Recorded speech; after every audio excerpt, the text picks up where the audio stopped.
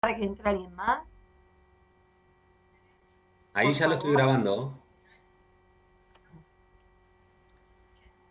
Hola, buenas tardes, buen día, buenas noches, como no sabemos en qué momento lo van a ver, así que me parece interesante saludarlos en todos la jornada. Saludo a todos y a todas y a todes. Vamos a esperar, a guardar a ver si se incorpora alguien más a la clase. Es interesante el tema de poder participar y más que todo de poder iniciar la clase en conjunto, ya recién son 6:31, para toda esta clase que como siempre digo es un recorrido y que la ruta es el programa, la podamos compartir todos, desde el inicio, en el desarrollo y en el cierre, que retomamos no solamente el contenido, sino las dudas que puede surgir. Así que bueno, como recordarán, la, la clase pasada estuvimos desarrollando parte de la unidad 18, yo voy mostrando siempre el programa, y en este tema nosotros y ustedes van a la plataforma y saben que tienen las fichas sobre el tema del PAN, Partido Autonomista Nacional, les dejé una de generación del 80, otra sobre la línea de tiempo del Partido Radical, un PowerPoint, les dejé sobre el tema de las diferentes revoluciones radicales y al mismo tiempo también dejé el manifiesto realizado por Hipólito Yrigoyen, es decir, una fuente primaria. Por un lado están las fichas docentes hechas por mí, Mariel Cecilia Martín, profesora adjunta. Por otro lado, ustedes tienen bibliografía que es el libro del titular Julio César Furunarena y también hay bibliografía ampliada que ustedes pueden consultar. Con el doctor Rivas, que compartimos esta unidad, vamos a hacer una guía de preguntas para que ustedes básicamente se puedan organizar en el programa y no se pierdan, que a veces sucede eso, y que puedan realmente organizarse de tal manera que tengan un parcial exitoso. Bueno, como les había avisado la clase anterior, el tema de hoy va a ser el movimiento obrero.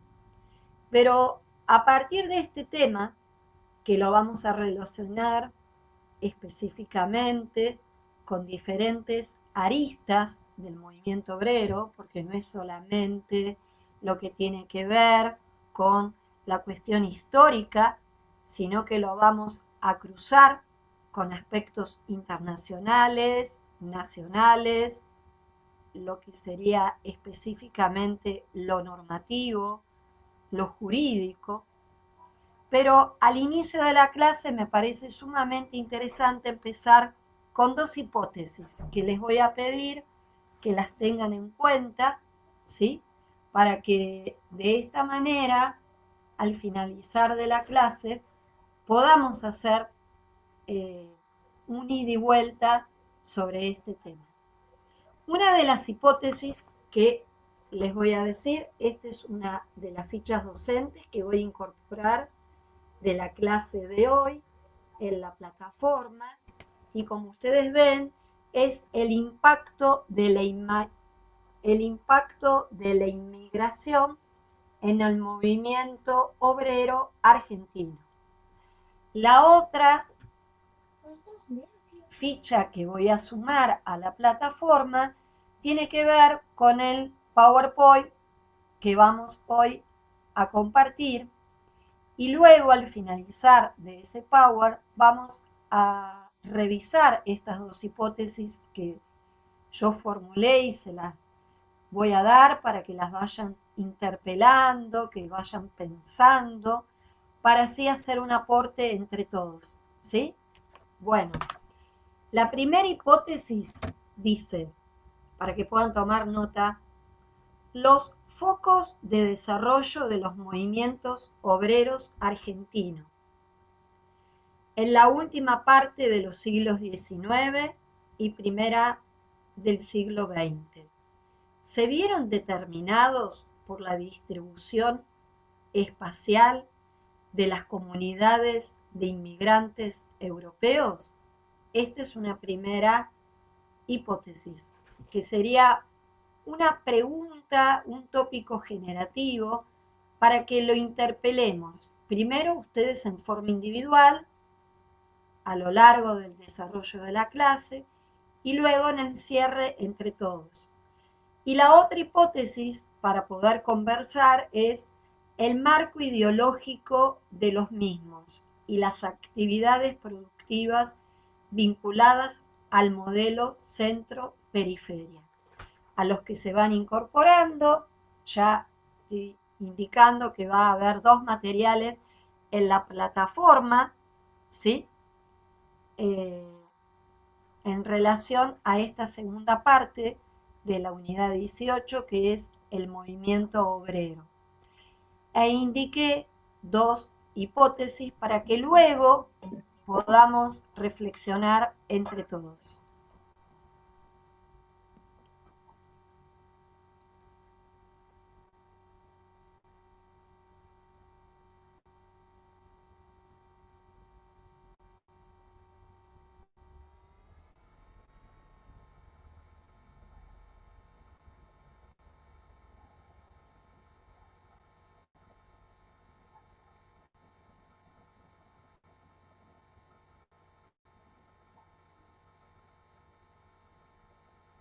Bueno, en primer lugar, como dije hace unos instantes, el tema clave de hoy tiene que ver con el movimiento obrero. La ruta de este tema de hoy va a ser los orígenes del movimiento obrero, la ideología, el contexto internacional, el contexto nacional y las diferentes etapas del movimiento obrero en nuestro país. Vamos a observar que dentro de estos temas los vamos a poder relacionar con aquellos que vimos la clase pasada, cuando yo les mostraba, recuerden, la pelota esta que es una esfera del mundo. Es decir, nada surge de la nada y por eso es importante conocer el contexto internacional. Dentro de este contexto internacional, ustedes ven que está la revolución industrial, tema que ustedes ya habrán analizado, estudiado y comprendido en la otra asignatura que se llama Derecho Político. En esta revolución industrial, que comprende desde 1850 a 1880, y que, como ustedes recordarán, se inicia en Inglaterra, vemos que hay grandes avances tecnológicos, que se reemplaza posteriormente el carbón con el petróleo. ¿Por qué? Primero está la primera revolución industrial y esta es la segunda. El número de los obreros que trabajan en las fábricas va aumentando. No existían leyes laborales que protegían al obrero y a la obrera. Se produce una degradación de las condiciones de vida de los trabajadores, de lo que actualmente nosotros denominamos como condiciones y medio ambiente de trabajo. Y estas condiciones y medio ambiente de trabajo implicaba, por ejemplo, unas jornadas extensas, laborales, donde trabajaban de la misma manera varones, mujeres y niños. Y cuando hablo de esta manera, no estoy aplicando desde una manera discriminatoria, sino que en algunos casos hay relatos que mujeres tuvieron abortos espontáneos en la misma fábrica porque no tenían ningún tipo, como mencioné, de leyes laborales que protegiera una licencia a esas mujeres, que por consiguiente las mismas tenían que trabajar porque si no perdían el salario. Y en muchos casos tenía que trabajar toda la familia para poder subsistir. Se produce, por lo tanto, lo que nosotros denominamos como una generalización del trabajo de niños y de mujeres. Los salarios son bajos, la producción es a destajo, un trabajo de investigación que es realizado en una primera beca de investigación que tuve, que fue el rol de la mujer en la industria conservera del pescado, vemos que les pagaban con una chapita y esa chapita implicaba en el trabajo de filet, ahora hablo, una cantidad de entrega, entonces era un trabajo a destajo. En la medida de la cantidad de trabajo que realizaban, recibían a cambio una ficha que luego la iban a cambiar. Es como sucedía con los mineros, de la misma manera. Hay una falta de asistencia social, es decir, frente a cualquier eventualidad o problema de salud, están totalmente desprotegidos. Y surgen las primeras asociaciones denominadas asociaciones de ayuda mutua, las cuales van a tener cajas comunes para afrontar los periodos de huelga, para asistir también a aquellos trabajadores y trabajadoras fallecidas. Y a partir de aquí se forman los primeros sindicatos. En el contexto internacional tenemos la cuestión clave de las diferentes migraciones. Y dentro de estas migraciones tenemos las migraciones masivas de 1880. La clase anterior estuvimos mencionando el Partido Autonomista Nacional, lo que era un gobierno conservador, la generación del 80, la cuestión de la inmigración como una posibilidad de acceso de capitales para invertirlo en lo denominado progreso, que implicaba el telégrafo y el ferrocarril, pero por otro lado también observamos que esa inmigración que esperaba esta élite gobernante se reflejaba también en el nivel instructivo, que esperaban que sea un nivel instructivo alto para poder contagiar o simbióticamente, como dijimos en la clase anterior, a la población local. Esto produjo, obviamente, una consolidación del transporte automotor, por un lado, de las líneas férreas, por otro lado, el abaratamiento de costos con la máquina de vapor, el traslado de miles de personas de distintas partes del mundo y la redistribución de la mano de obra, que en este caso era de los inmigrantes. En este contexto internacional se da también, ¿se acuerdan? Vuelvo a ver la pelota, la División Internacional del Trabajo, donde ya mencionamos que había países centrales, industrializados, que aprovechaban los recursos o materias primas de estos países que eran los periféricos, los países también denominados como pobres, ¿no? Y todo ese desarrollo lo explicamos en la clase del jueves pasado. Este mundo que se dividía en dos áreas, que serían los países ricos y los países pobres, implicó la posibilidad de la Asociación Internacional del Trabajador, o la denominada Primera Internacional, que se da en Inglaterra en 1860. Obviamente acá hay una influencia de Marx y de Engels.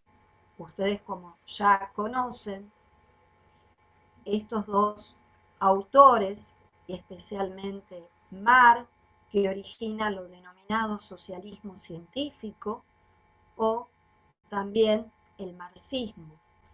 Pero también esta primera internacional implicó también la influencia, ¿sí?, de el pensamiento inmigratorio de el socialismo y el anarquismo. Ustedes verán específicamente que dentro del anarquismo tenemos el anarquismo individualista, el anarquismo mutualista, el anarquismo que se denomina anarco-colectivista, que sería el sindicalista, y el anarquismo comunista. En este caso, el de mayor influencia de anarquismo fue el que es el precursor y el que lideraba Bakunin. Dentro de este contexto, que vemos que el mundo, el marxismo, el socialismo científico, le estaba dando respuestas ¿a quién? A los obreros. Y esto implicaba que la Iglesia tenía un paso al costado. Por consiguiente, la doctrina social de la Iglesia comenzó a enfatizar en los problemas de los trabajadores. Y en esta División Internacional del Trabajo de 1855, que se dio en París en 1889, con gran influencia del socialismo, se constituye el Día del Trabajador, el 1 de mayo, ese día que todos nosotros compartimos, y no es que celebramos, sino que recordamos a todos los trabajadores. Y allí la doctrina social de la Iglesia, en la persona del Papa León XIII, escribe una encíclica denominada La Rerum Novarum en 1891. Y ahí intenta dar concretamente respuestas desde la Iglesia, desde el magisterio, a la situación obrera internacional. Y allí se da la motivación de la creación sindical, se defiende la propiedad privada, nace la reacción ante el avance del capitalismo y la propaganda socialista y anarquista, porque acá es un tema clave la relación de trabajo, ¿sí?, y de capital. Y entonces la Iglesia se posiciona desde un lugar que intenta dar otro tipo de respuesta.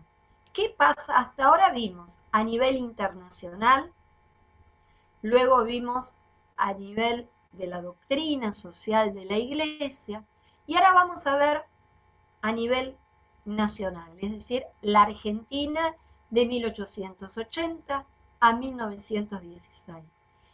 Volvemos a iniciar el tema del alto índice migratorio impulsado por la generación del 80. Ustedes en la ficha que mencioné, que la van a tener en la plataforma, hace referencia concretamente que entre 1870 y 1914 llegaron a nuestro país alrededor de 6 millones, la voy a poner acá para que vean, de 6 millones de extranjeros, pero que solo el 50% se radicó definitivamente en el país, es decir, que el resto volvió a su país de origen. Y vamos a ver cuáles fueron las causas también. Había una alta producción y exportación de granos dentro de este modelo agroexportador que ustedes tienen esa línea de tiempo que desarrollamos la clase anterior y que implicaba que nuestro país, dentro de esta división internacional del trabajo a nivel mundial, era la que proveía de materias primas y compraba productos elaborados. Y dentro de esta realidad, ¿qué surge es un proletariado industrial formado especialmente por inmigrantes europeos, italianos, españoles, alemanes, franceses en menor porcentaje.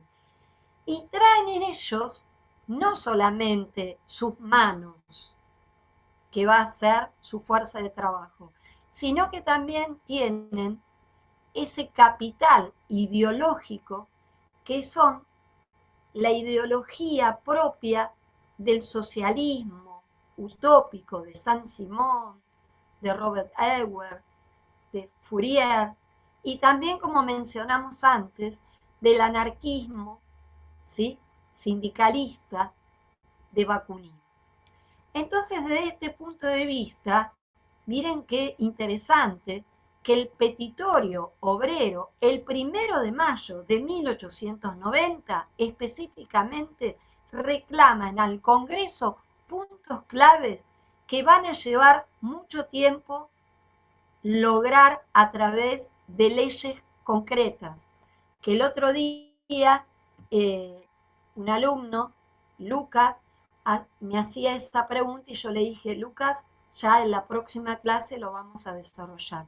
¿Y cuál era ese petitorio, hola Lucas, que hacía referencia a este movimiento obrero? Una jornada de 8 horas, que a ustedes hoy en día les parecerá lo más normal, pero para esa época realmente era como una utopía, porque las jornadas eran de 12 horas. Y en algunos casos uno dirá, pero ¿cómo?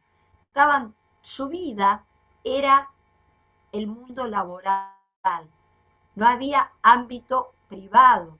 Y es más, las mujeres que trabajaban en la fábrica luego llegaban a su casa y también tenían un trabajo doméstico, ya sea de planchadora, ya sea en las fábricas de fósforos, es decir, era lo que denominan en la sociología del trabajo un full time, es decir, permanentemente el trabajo invadía no solamente el ámbito civil, laboral, sino que el ámbito privado y familiar. La abolición del trabajo nocturno, ¿sí?, con excepción de aquellas industrias que lo permitieran. Es decir, en este caso concretamente estamos viendo que había una prohibición de trabajo de los menores de 14 años.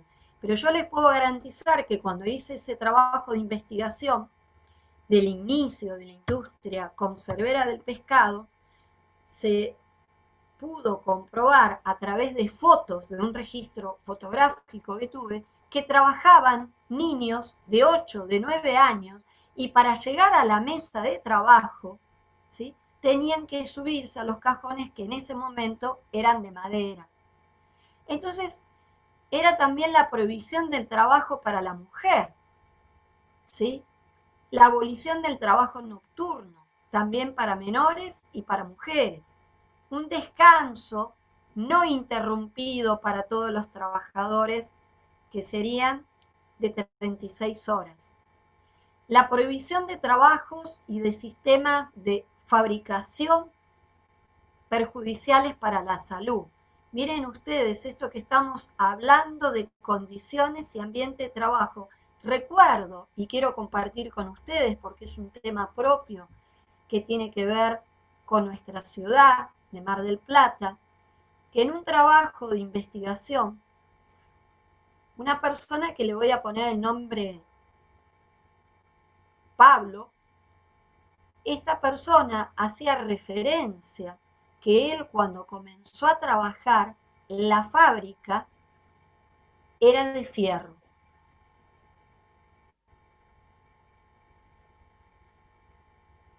En realidad, voy a retomar el tema. En la industria conservera del pescado, este actor que se le hicieron las encuestas hacía referencia que en esa época sus manos eran de fierro y la fábrica era de madera. Cuando terminó de trabajar en esa industria, que en realidad cuando yo estaba haciendo la grabación, él hace así con la mano, es decir, que lo habían echado en una de las huelgas que hubo aquí en la ciudad de Mar del Plata del Sindicato del Pescado. Y entonces me termina diciendo que cuando él se fue, la fábrica era de fierro y sus manos de esponja. Miren ustedes qué fuerte la imagen que tiene que ver con esto que estamos hablando, de las condiciones de trabajo, de la prohibición de este trabajo a destajo por subasta, de la necesidad que plantean en el petitorio obrero de una inspección sanitaria de las habitaciones, de la vigilancia sobre la fabricación, de las ventas de alimentos, ¿sí? De un seguro obligatorio, tanto para las obreras como para los obreros, contra los accidentes, ¿sí? Y que esos accidentes estén a cargo de los empresarios y del Estado, porque se accidentaban por malas condiciones de trabajo y el que tenía que pagar el costo era el propio trabajador y la propia trabajadora, porque allí dejaba de trabajar y no percibía su salario y si tenía un problema de salud, lo tenía que costear también. Entonces, era necesario también tribunales integrados con obreros y patrones para solucionar los problemas. Esto realmente es sumamente interesante porque me hace acordar a los convenios colectivos de trabajo, donde se organizan tanto lo que denominamos como la patronal, como los trabajadores y las trabajadoras, en las diferentes paritarias para defender no solamente lo salarial, sino también las condiciones de trabajo. Ahora, ¿cómo era concretamente la realidad y la organización sindical en la Argentina? Y acá hay un esquema donde ustedes pueden observar las diferentes orígenes de las organizaciones obreras. Y vemos que en el 57 ya se nos presenta la sociedad tipográfica bonaerense. En el 66 la sociedad rural argentina. En 1875 el club industrial. En 1887 la Unión Industrial Argentina. En 1878 la Unión Tipográfica, que va a ser el primer sindicato argentino. Y en 1890 la Federación de Trabajadores de la región argentina, que fue la primera, y escuchen bien esto, la primer central obrera latinoamericana.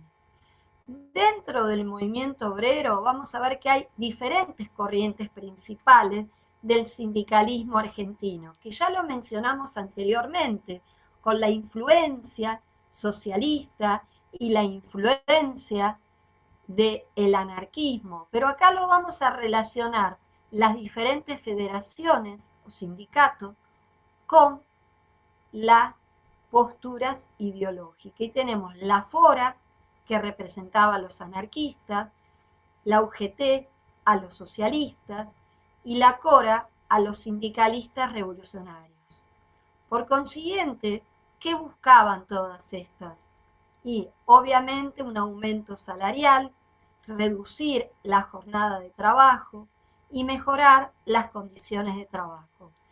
A partir de ahora vamos a desarrollar estas denominaciones y estas siglas, a quién representaban.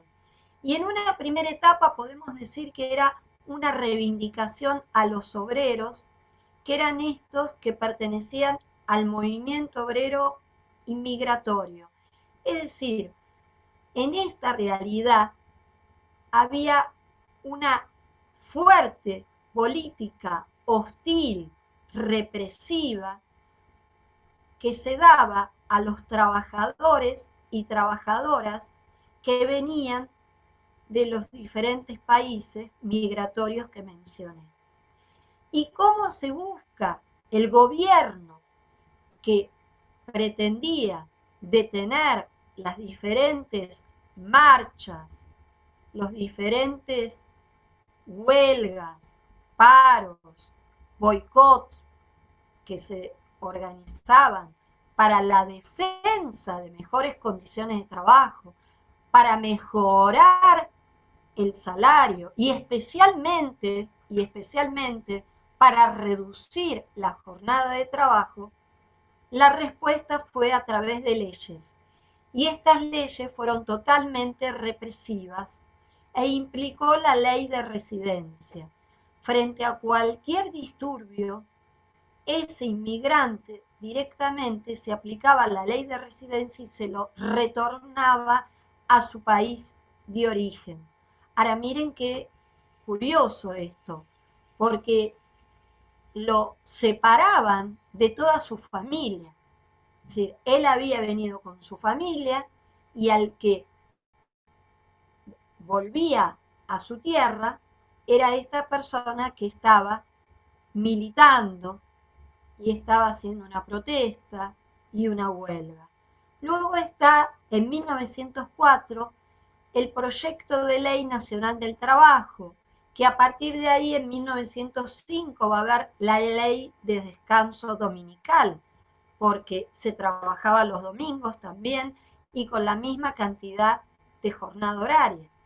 En 1907, la ley de trabajo para mujeres y niños, que implicaba una reducción e implicaba también una ubicación en ciertas áreas y rubros industriales, ¿sí? Y en 1910 vuelve otra ley totalmente represora, que es la Ley de Defensa Social. Esta Ley de Defensa Social implicaba concretamente desterrar de nuestro país a todo aquel extranjero que tuviese una militancia dentro del movimiento obrero. Y por consiguiente, se sostiene que a partir de esta ley se culmina totalmente la influencia del anarquismo.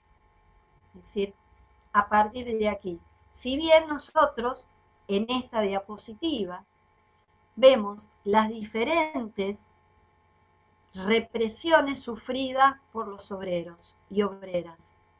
En 1909 está la primer masacre de obreros que se da en el acto de la FORA, ¿sí?, de la Federación Obrera de la República Argentina en la ciudad de Buenos Aires, donde se da una represión dirigida por el coronel Ramón Falcón. Y hubo 12 víctimas. Pero el tema acá es concretamente el realizar una política represora para poder evitar la continuidad de la militancia y de la defensa de los derechos de las y de los trabajadores. En 1919, que ustedes lo van a ver con el otro profesor, el doctor Mario Lucchesi, se da la Semana Trágica, donde se inicia esta huelga en los talleres metalúrgicos de Bacena, pero que repercute porque se da la muerte de más de 800 personas.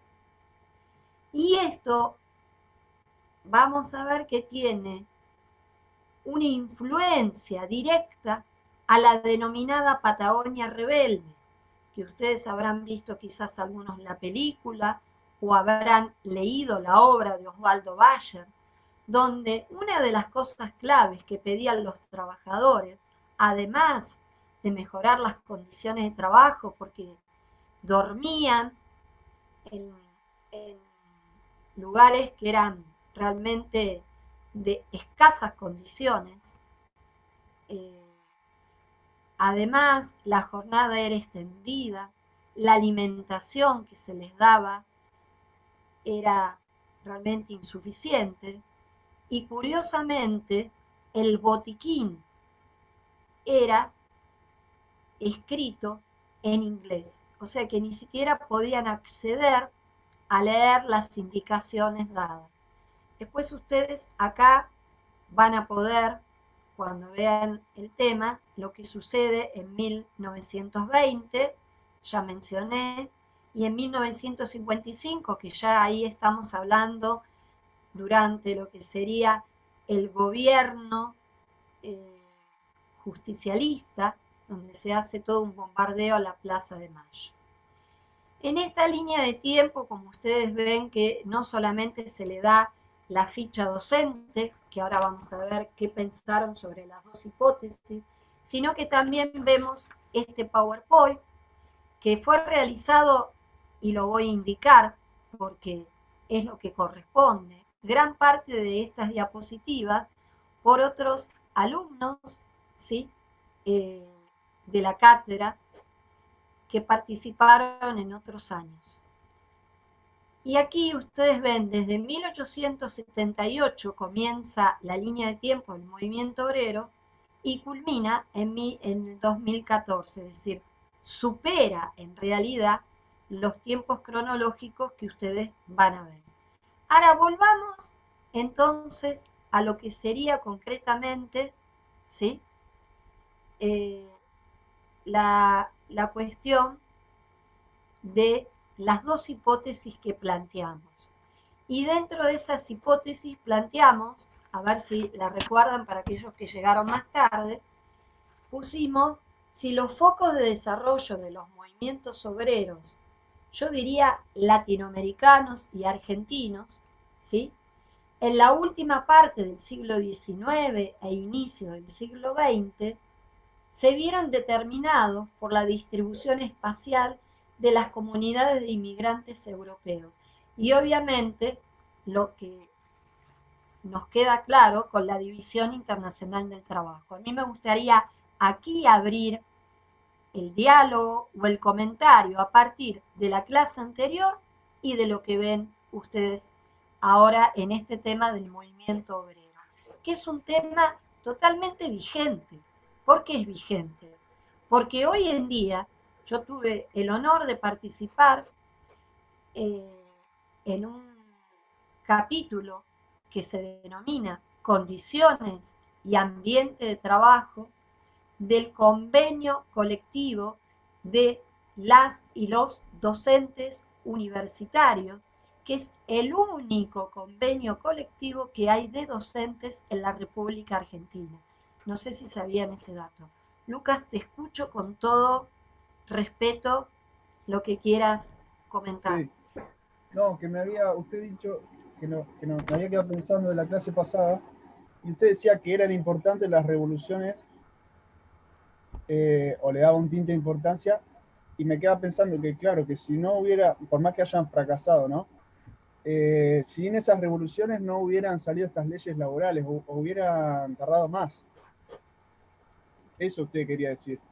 Que por más que hayan fracasado, Es muy pertinente lo que decís, Lucas. ¿Sabés por qué? sí, Porque lo que nosotros decimos, que ustedes mismos no son lo que son ahora, vos, Lucas, Husey, sos lo que tu vida y tu trayectoria, hasta tus antepasados, eh, contribuyeron a lo que sos vos como persona.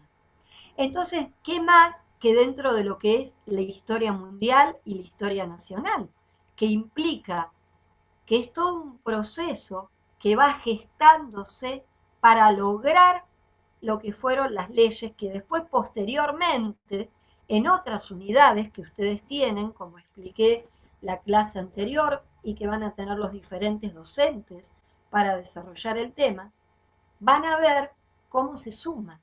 A mí me gustaría escuchar quizás otra voz que ustedes qué opinan sobre esta cuestión, que a veces cuando uno lo lee, la cuestión obrera y la influencia de los inmigrantes en nuestro territorio, en nuestro país, en el movimiento obrero, hay diferentes miradas.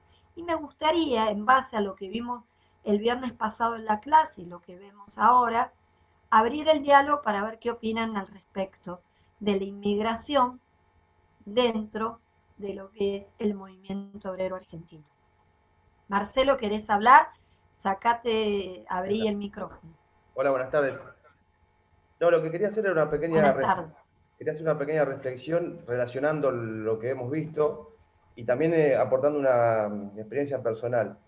En relación a lo que usted dijo con las fábricas de hace un momento, partiendo como punto de partida de 1880 de la inmigración hacia la ciudad de Mar del Plata, gran cantidad de esos inmigrantes eran europeos y acá particularmente vinieron muchos italianos. Los italianos, por consecuencia, se ocuparon más que nada de la zona del puerto y ahí desarrollaron las zonas estas que tienen que ver con las actividades pesqueras.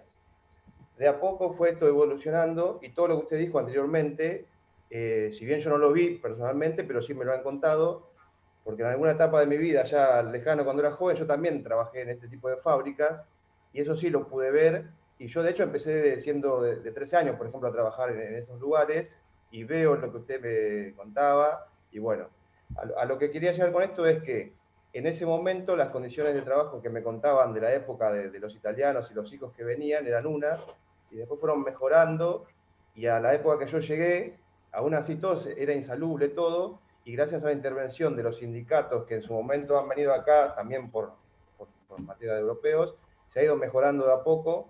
Quizás no se ha logrado la perfección en todo, pero se ha ido mejorando de a poco. Eso es lo que quería aportar y apoyar el comentario que usted había hecho anteriormente con respecto a este tema. Bien, muchas gracias por tu participación porque es muy enriquecedora. Nosotros como docentes realmente extrañamos también la presencialidad, porque perdemos esta ida y vuelta. Yo siempre digo que la clase es un espacio mágico en el cual muchas veces al encontrarnos y mirarnos, ¿sí? Reconstruimos y deconstruimos, porque la historia implica esa, una construcción permanente. Y también las miradas y el aporte que cada uno hace a partir de su experiencia, o a través de su lectura, enriquece nuestro encuentro. Yo, por ejemplo, les puedo contar que dentro de un trabajo de investigación que también hice durante lo que es la industria del pescado, concretamente en un tema que ustedes van a ver más adelante, durante el gobierno justicialista, nuestra ciudad era la que exportaba hígado de tiburón, porque el hígado de tiburón lo consumían los aviadores norteamericanos para mejorar la visión nocturna. O sea, miren ustedes cómo se relaciona este tema. Y por ejemplo, la inmigración italiana que vino a la ciudad de Mar del Plata y toda la producción de la pesca, ¿no es cierto?, implicó también que se desarrollara el tema de la ruta 2 que nosotros denominamos. Entonces, el tema de poder transitar, ¿no?, básicamente al comienzo por una cuestión de llevar la materia prima, pero luego esto también posibilitó todo el tema del turismo. O sea, ven cómo todo se relaciona, no estamos hablando de un movimiento obrero internacional alejado de nuestra realidad. Primero hablamos del movimiento obrero internacional, luego hasta dimos el aporte ideológico del anarquismo, del socialismo científico, del socialismo utópico y también de la doctrina social de la Iglesia. Luego vimos la realidad concreta del mundo laboral en nuestro país. Y ahora estamos viendo lo micro que es de nuestra ciudad, de la ciudad de Mar del Plata, y bueno, estamos tomando una de las industrias muy representativas, que es la industria pesquera, ¿sí? Así que me parece muy pertinente lo importante de esta hipótesis que vamos a través de lo que dice Lucas, de lo que dijo Marcelo, de ese aporte valioso, vemos cómo la inmigración fue importantísimo, no solamente como mano de obra, sino también desde el punto de vista del aporte ideológico y de la construcción de las futuras leyes. Yo voy a proceder a comentarles un libro, que acá lo ven, que es el libro que tiene en este caso la editorial Hispanoamérica, tiene 2 volúmenes, que es el informe sobre el estado de la clase obrera, escrito por Juan Vialé Macé. Acá lo pongo para que lo vean, me encanta mostrarles, porque si estuviéramos en clase, haría circular el libro para que lo vean. Quiero que sepan que este informe fue solicitado, ¿sí?, por el ministro del Interior, Joaquín B. González, durante la presidencia de Roca, en 1904. Lo curioso que este informe, en realidad, que fue para saber el tema de las condiciones del obrero, tenía un objetivo macro, que era poder contar la cantidad de trabajadores y de trabajadoras que había en toda la República Argentina, para también saber qué leyes relacionadas, pero también tenían que ver con el tema de la recaudación como Estado. ¿Y qué pasó? Vialé Macé, que en realidad es español, pero vino a temprana edad a nuestro país y que para mí es un maestro, porque yo investigo el tema de sociología del trabajo, dirijo un grupo de investigación que tiene psicólogos, sociólogos, ingenieros, ergónomos, abogados y kinesiólogos, historiadores. Esto es lo que les quiero decir, que ve el tema de las diferentes miradas. Y Vialé Macé, en realidad, era un investigador, porque él logró solo recorrer todo el país, todos los diferentes tipos de trabajo, todas las diferentes industrias. Y él era abogado, él es el que ha hecho el dique San Roque. Hay una localidad en Córdoba que se llama Vialé Macé, donde se hacen los ladrillos. Es también una persona, para mí, que utilizó una metodología de tipo cualitativa a través de la entrevista, de sentarse codo a codo con cada una de los y las trabajadoras. Y quisiera leer algunos textos porque realmente son dignos de compartir. Ustedes recuerden que esto fue escrito en 1904.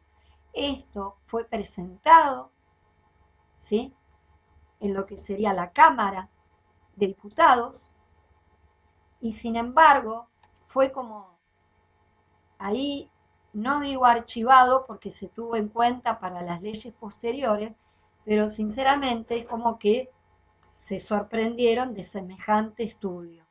Entonces, una de las citas dice: son rarísimos los patrones que dan cuenta de que el rendimiento del trabajo es directamente proporcional a la inteligencia, al bienestar y a la alegría, sobre todo del obrero que lo ejecuta, y no al tiempo que dura la jornada.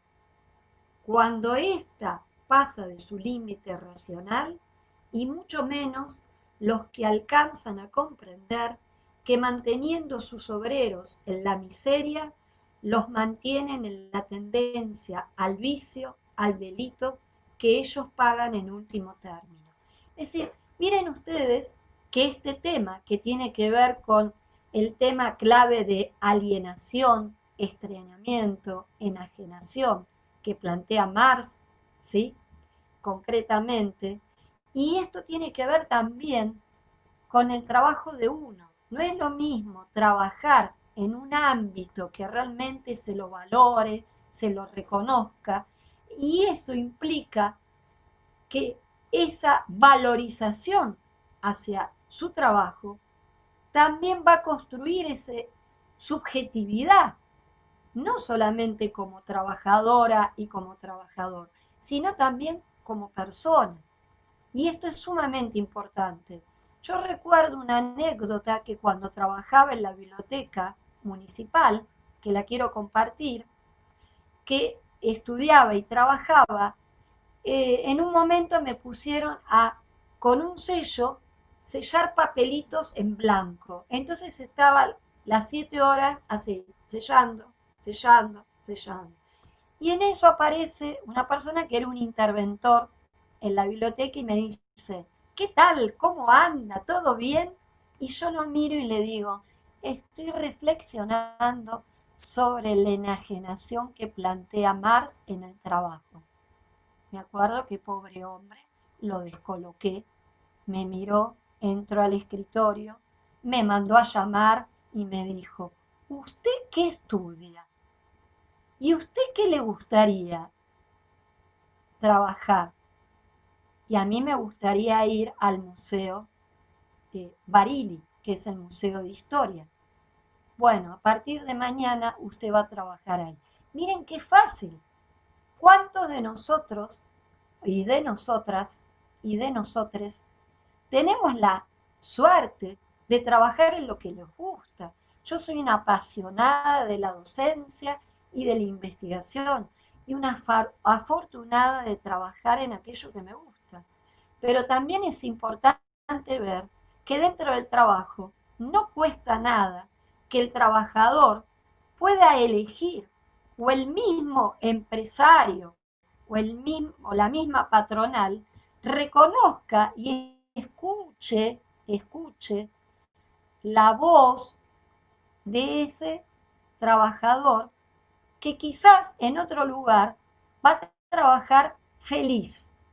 Y si lo vemos desde el lado empresarial, va a producir más. A ver, veamos lo cuantitativo si no vemos lo cualitativo. Y hay otra cita que dice, probé las ventajas de la jornada de 8 horas y para halagar su vanidad le dije, ya tiene usted fortuna, hágase un nombre, el mejor a que usted puede aspirar. Tendrá que llegar a ello por la fuerza de la huelga, que se le impone en una lucha estéril y dañosa para el obrero y para él mismo. Es decir, Vialema se le estaba diciendo a un empresario que si trabajando las 8 horas lograban producir y con calidad ese producto, ¿por qué hacía trabajar más? Y que realmente si él hacía a sus trabajadores una jornada de 8 horas, iba a ser reconocido a nivel nacional y a nivel internacional. Es decir, miren ustedes qué interesante que yo después también les voy a poner en la plataforma, ¿sí?, del tema de la clase de hoy, no solamente la ficha docente, el PowerPoint, sino también los volúmenes de Vialema C. No espero que se lo lean todo, pero a alguno por ahí le interesa tenerlo dentro de su biblioteca.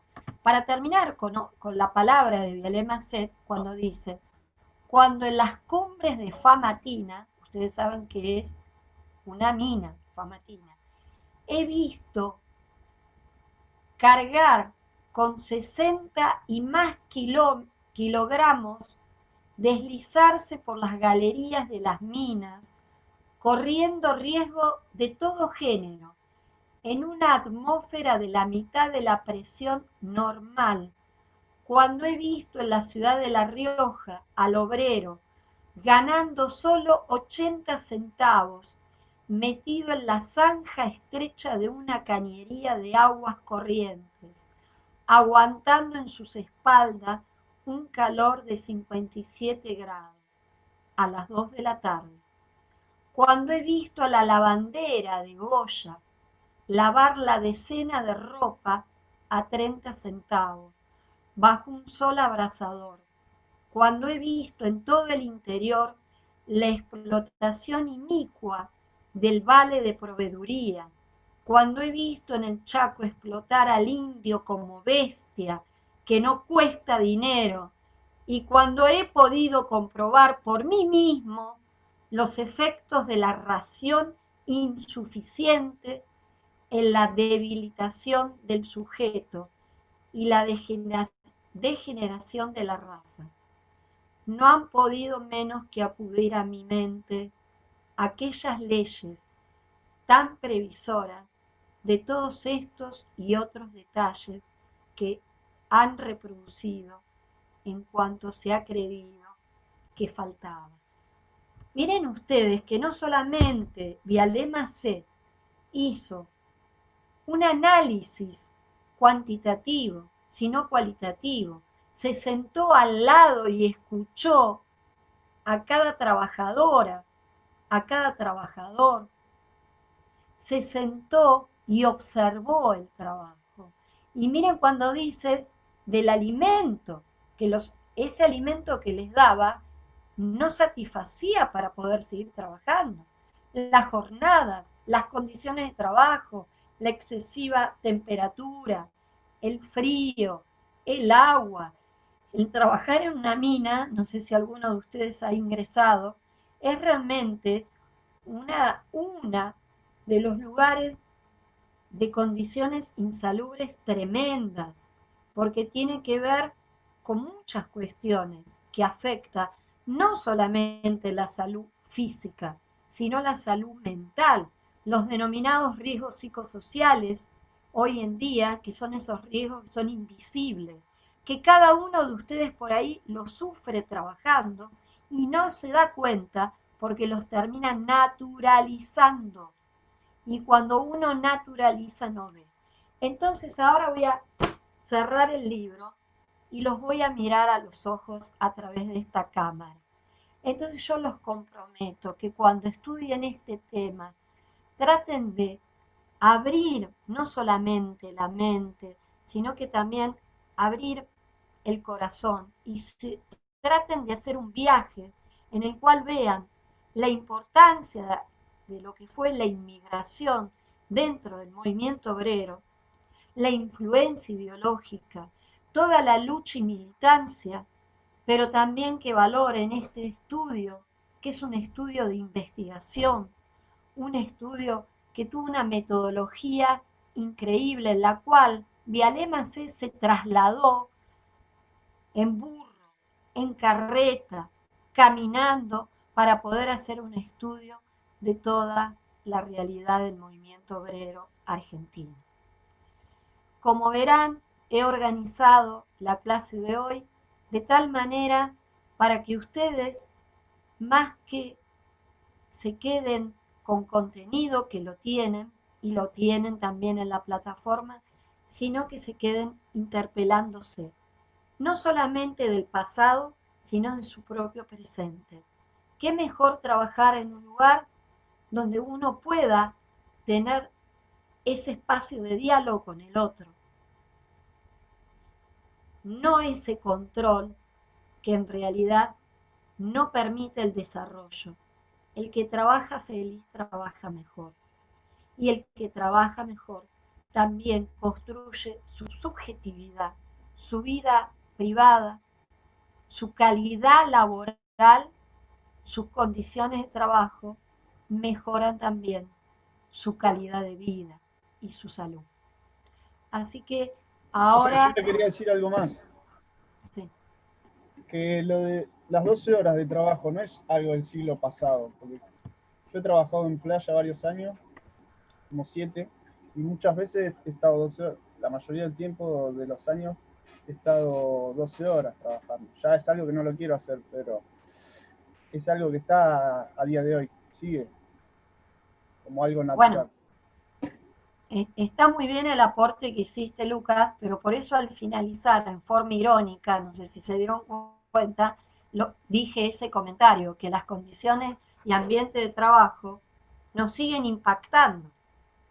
Y de la única manera es no naturalizar, porque si yo creo que trabajar 12 horas de trabajo, que no tener descanso, que cuando yo estoy trabajando en una computadora no tengo tiempo de descanso, eso implica no visualizar cuáles son las condiciones de trabajo e implica también no defender sus derechos. Es muy difícil, yo lo sé, defender los derechos cuando hay escasez de trabajo. Pero también ustedes, como estudiantes de derecho, como futuros abogados, jueces, fiscales, si no conocen sus derechos, no los van a poder hacer defender. Y hay todo un entramado en el cual tiene que ser una militancia permanente.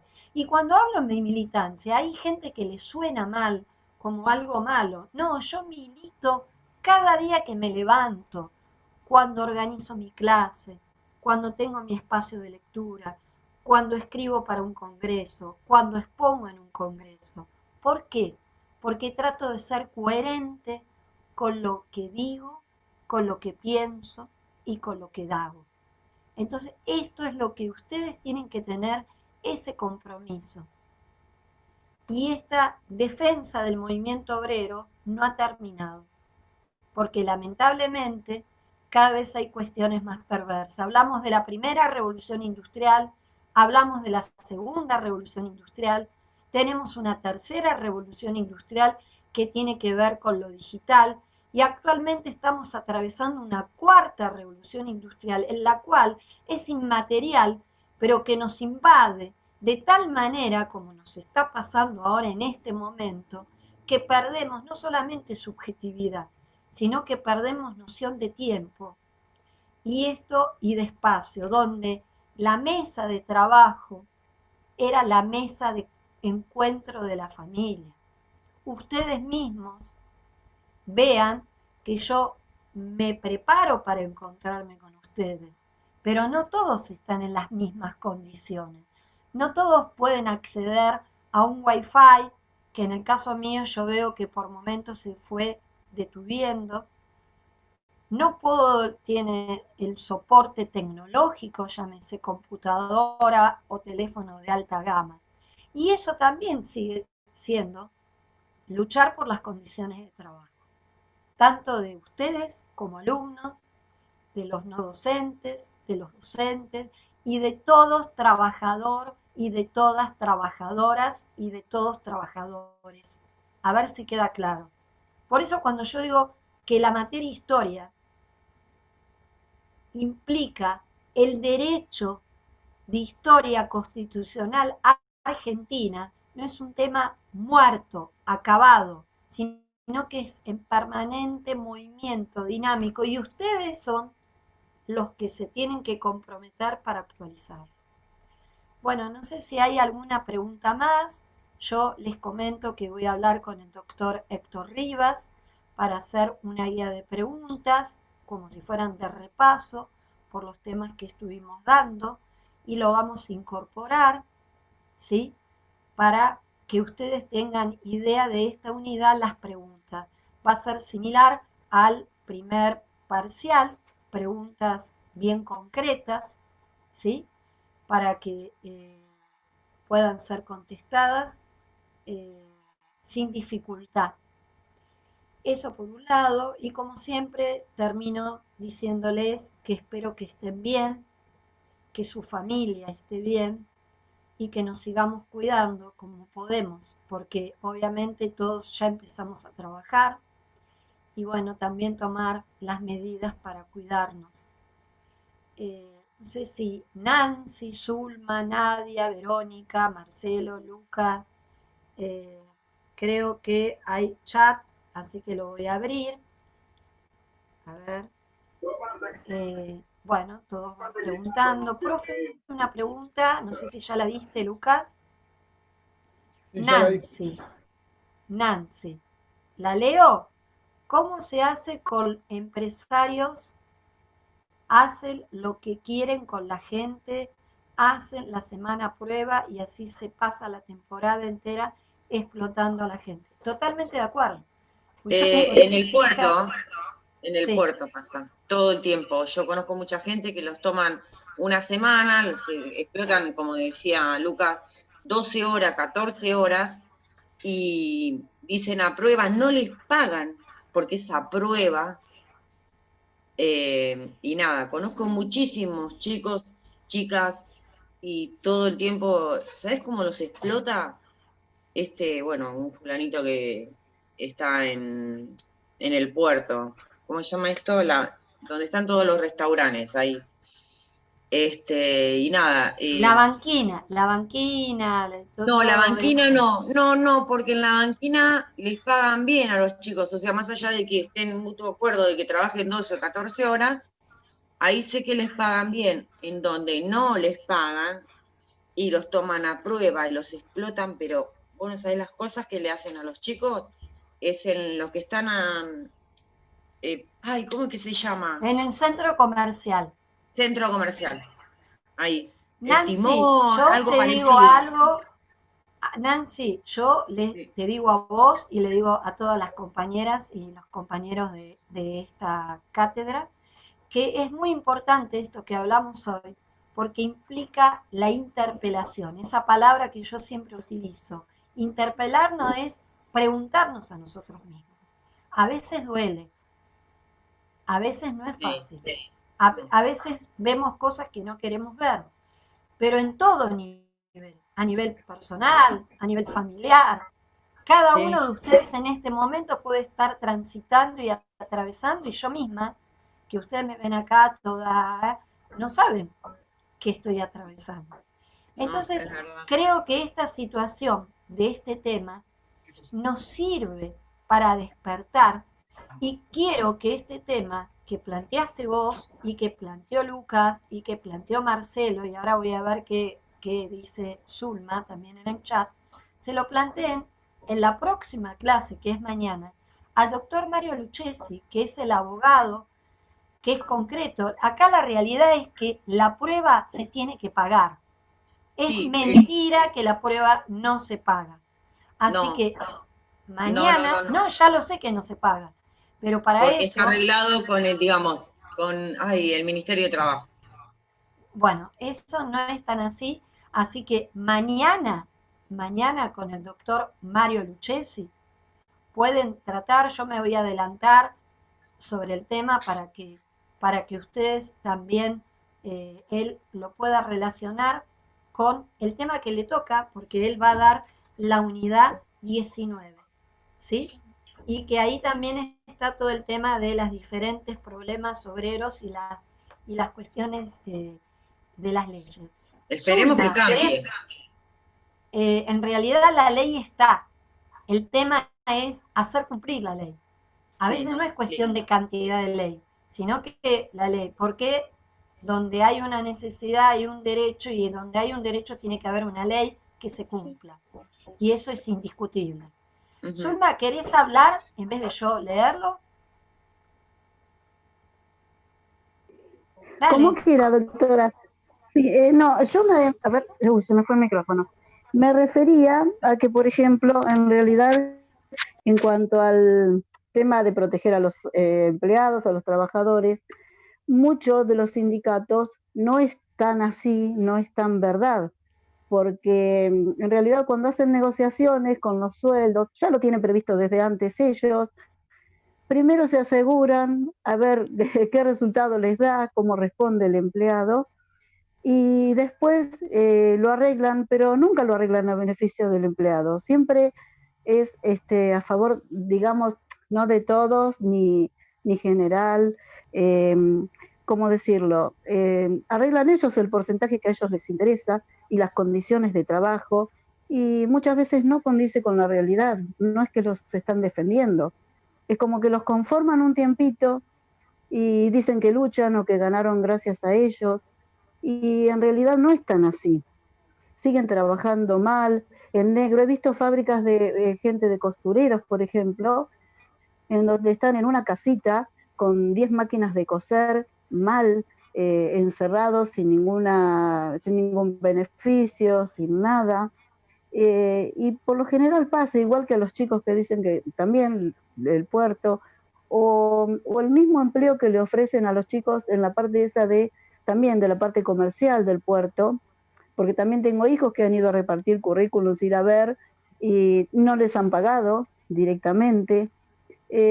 Todas esas cosas que no sé si tanto como los inmigrantes, que es mucha cosa nuestra a veces, el no pagarles o el querer zafar o el que no se Yo creo, condice. Zulma, que como dijiste vos, claramente, como dijo Nancy, como dijo Marcelo, como dijo Luca, esto es un tema que dimos, imagínense que estamos hablando del 1900 y que lamentablemente, porque es lamentable, sigue en vigencia en algunos casos. Y de la Claro, única eso. manera, Sigue. de la única manera que uno, y lo digo en forma personal porque yo sinceramente milito activamente en el gremio mío, en mi sindicato, como docente e investigadora universitaria, es Sí, defender sus derechos.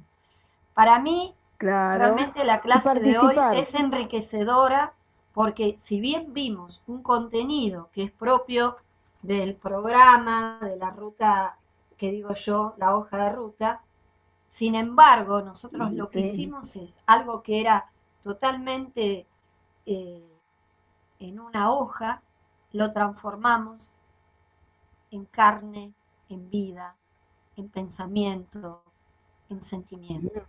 Y esto tiene que servir, este encuentro tiene que ser un encuentro que nos tiene que interpelar, pero que tenemos que seguir bregando para luchar nuestros derechos.